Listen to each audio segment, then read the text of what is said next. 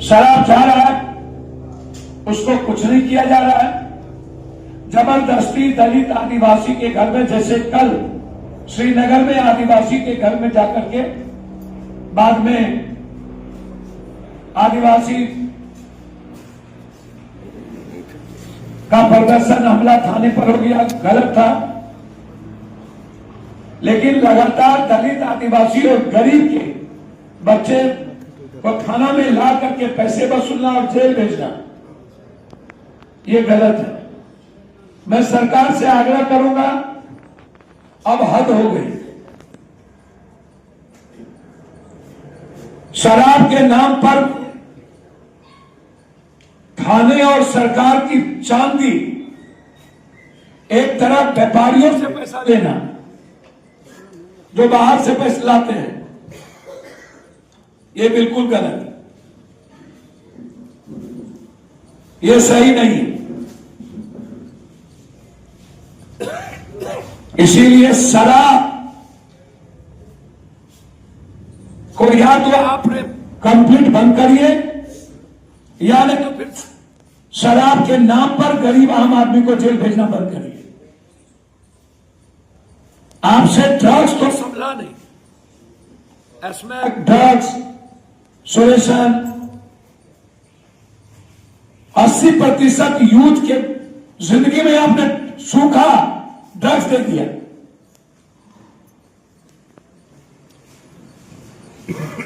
ये गलत है।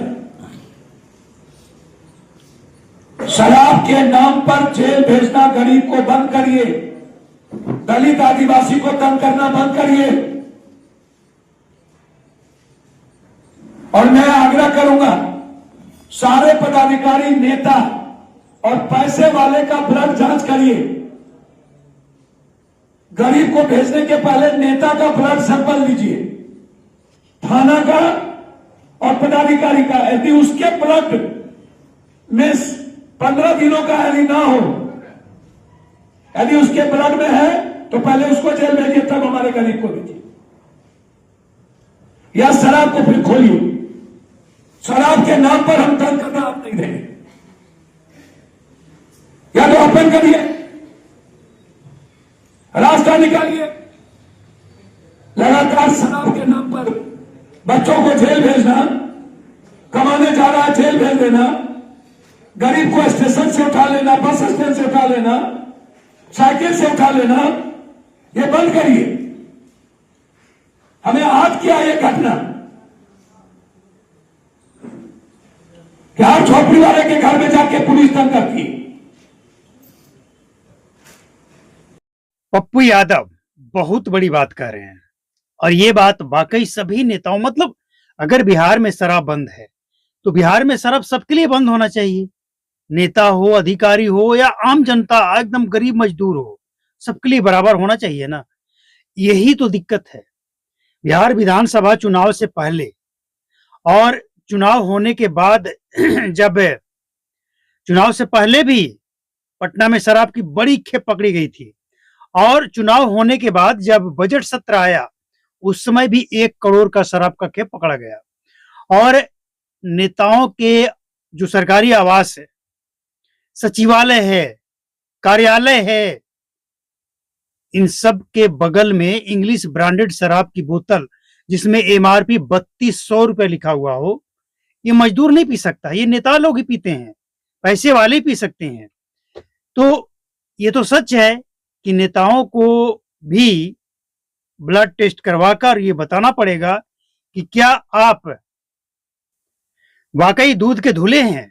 हमने कहा था, उसी समय हमने कहा था, 2-3 बार हमने ये बात कहा है कि बिहार में सिर्फ गरीब मजदूर पकड़े जाते हैं, और ये जो नेता लोग हैं ये सब दूध के धुले हैं, कोई शराब नहीं पीता है। इनका ब्लड टेस्ट होना चाहिए। बिहार विधानसभा में घुसने से पहले इनका ब्लड टेस्ट हो। और यही बात शायद पप्पू यादव को मेरा वाला वीडियो पहुंच गया होगा, उन्होंने देखा होगा और उनको लगा होगा कि वाकई ये मुद्दा है और इसे उठाना चाहिए। देखिए कारण क्या है ना, कि हम एक छोटे क्रिएटर हैं, ज्यादा से ज्यादा 1 लाख 2 लाख अगर कोई वीडियो वायरल हो गया तो लोग देखते हैं। लेकिन पप्पू यादव प्रेस कॉन्फ्रेंस में ये बात कर रहे हैं। लाखों लोग, करोड़ों लोग इनको सुनेंगे, देखेंगे, जानेंगे, इनके बातों का असर होगा, सरकार पे दबाव पड़ेगा। लेकिन एक सवाल और खड़ा हो जाता है यहाँ पे, पप्पू यादव बिना बिना पेंदी के लोटा है। जब ये सत्ता में थे तब कुछ नहीं बोलते थे। मसरक, सिवान, छपरा के आसपास जब दर्जनों लोग मरे थे, चुप थे। और इसके बाद उसमें सत्ता में थे, चुप थे। और इसके बाद इनमें एक और बात है, बातें बड़ी बड़ी कर देते हैं, मतलब भावनाओं में बहकर बड़े बड़े बात कर देते हैं एकदम खुलकर। और जैसे ही फिर इनको पता लगता है कि कुछ ज्यादा ही बोल गए, नोटिस आ जाता है, तो बेहोश हो जाते हैं। अभी महिलाओं के ऊपर एक टिप्पणी किए थे, महिला आयोग का नोटिस आ गया, पता चला कि बेहोश हो गए। लेकिन सवाल ये है कि जो ये सवाल उठा रहे हैं वो बिहार का मुद्दा है, और इसीलिए बिहार में जो ये कानून है ना, शराबबंदी, इसलिए फेल है कि यहाँ सिर्फ गरीबों के ऊपर लागू हो रहा है, नेताओं के ऊपर नहीं। क्या फर्क पड़ेगा? देखिए, बिहार में पुलिस वाले, अधिकारी, नेता को शराबबंदी से क्या फर्क पड़ेगा? अब सोच कर देखिए, उनको पीना है, एक फोन मिलाएंगे, होम डिलीवरी हो जाएगा, किसी को पता भी नहीं चलेगा। और महंगी है, पैसे वाले, उनको क्या फर्क पड़ता है? और सबसे बड़ी बात कि शराबबंदी के आड़ में ही तो कमीशन का खेल चल रहा है। शराब चालू हो जाएगा तो ये कमीशन का खेल कैसे चलेगा? लेकिन जो नेता, ऐसा नहीं कि सब नेता और सब अधिकारी, सब पुलिस वाले गलत हैं, ऐसा नहीं है। कुछ ईमानदार भी हैं, और ईमानदार हैं इसलिए बिहार में अभी थोड़ा सा कुछ माहौल, थोड़ा सा कुछ परसेंट बचा है। तो जो भ्रष्ट हैं वो क्यों चाहेंगे कि बिहार में शराबबंदी हटे? वो तो यही कहेंगे कि नहीं, शराबबंदी अच्छी है। लेकिन एक बात और है, जनता भी इसमें बटी हुई है, जिनको कोई लेना देना नहीं है शराब पीने, बेचने, बनाने या स्टोर करने, कोई मतलब नहीं इन सब चीजों से। ऐसे लोग भी चाहते हैं कि बिहार में शराब बंद ही रहे। कारण है कि कुछ तो डर है, कुछ तो शांति है। ऐसा नहीं कि पहले की तरह एकदम से खुल्लम खिल्ला सब कुछ चल रहा है, मतलब कुछ तो फर्क पड़ा है। लेकिन फिर एक सवाल और खड़ा हो जाता है कि पीने वाले भी तो नहीं मान रहे हैं ना, और पीने वाले शराब ही नहीं, अब ड्रग्स की तरफ जा रहे हैं, युवा बर्बाद हो रहे हैं। बिहार में शराबबंदी को लेकर अगर चर्चा और समीक्षा करने की जरूरत है तो वो इसलिए है कि बिहार के छोटे छोटे बच्चे, नौजवान, लड़कियां और कुछ और लोग, मजदूर, ये सब ड्रग्स के चपेट में आ रहे हैं। और सरकार एक सर्वे करवा ले, गुप्त सर्वे करवा ले कि बिहार में ड्रग्स, अभी हाल ही में एक तस्वीर देखने को मिला जिसमें 1 करोड़ का गांजा पकड़ा गया है।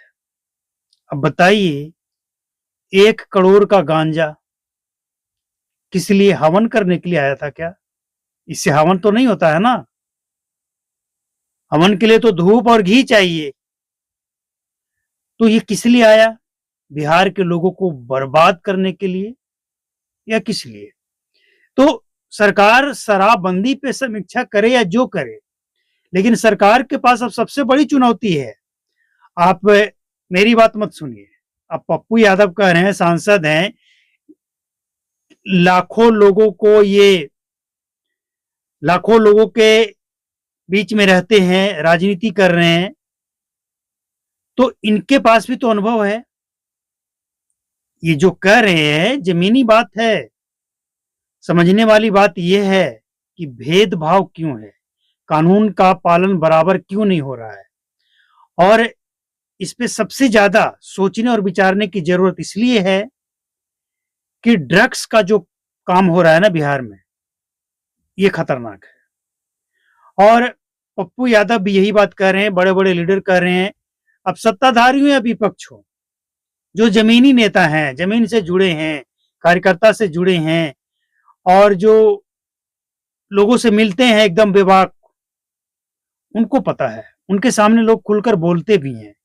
लेकिन जो कार्यालय से बाहर नहीं निकलते हैं, शहर से कभी गांव में नहीं आते हैं और शहर में भी नुक्कड़ में नहीं जाते हैं, उनको क्या पता। उनके आसपास सिर्फ वो लोग रहते हैं जो माहौल बनाकर रखते हैं, उन्हें सच्चाई नहीं पता लगता है। लेकिन जो जमीनी हकीकत बता रहे हैं और जो जानते हैं, उनकी बात सुनिए, मानिए।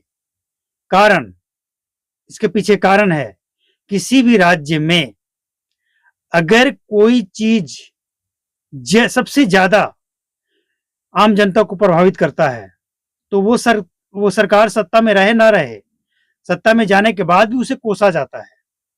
बिहार में अगर आज पलायन है तो लालू यादव को लोग छोड़ नहीं रहे हैं। लालू यादव के शासन काल में ही बिहार में जो थोड़ा बहुत बचा हुआ चीनी मिल और इंडस्ट्री था, वो गुंडागर्दी, जंगल राज के कारण खत्म हो गया। और नीतीश कुमार जब आए तो जिस तरह से नीतीश कुमार को काम करना चाहिए था इंडस्ट्री को लेकर, पलायन रोकने को लेकर, नीतीश कुमार भी इस मामले में कुछ नहीं किए। और चीजों में काम किए हैं लेकिन इस मामले में कुछ नहीं किए, तो उनको तो कोसा जाएगा ना। आज लालू यादव को भी कोसा जाता, उस समय बिहार झारखंड एक ही था। इसके बाद नीतीश कुमार भी 21 साल रहे, क्या किए, इनका भी नाम आता है। तो वैसे ही शराब और ड्रग्स के कारण अगर बिहार बर्बाद होता है तो नीतीश कुमार को तो जिम्मेवार ठहराया ही जाएगा। अब जो मुख्यमंत्री बने हैं सम्राट चौधरी, अब तो 5 साल ये भी अपना कार्यकाल पूरा करेंगे ही, तो इनकी भी जिम्मेवारी बनती है, नहीं तो इनको भी कोसा जाएगा। आप चाहे जितना भी सख्ती कर लीजिए, बिहार में शराब बंद करने का जितना प्रयास कर लीजिए, 10 साल में आप क्या कर रहे थे? प्रयास नहीं कर रहे थे।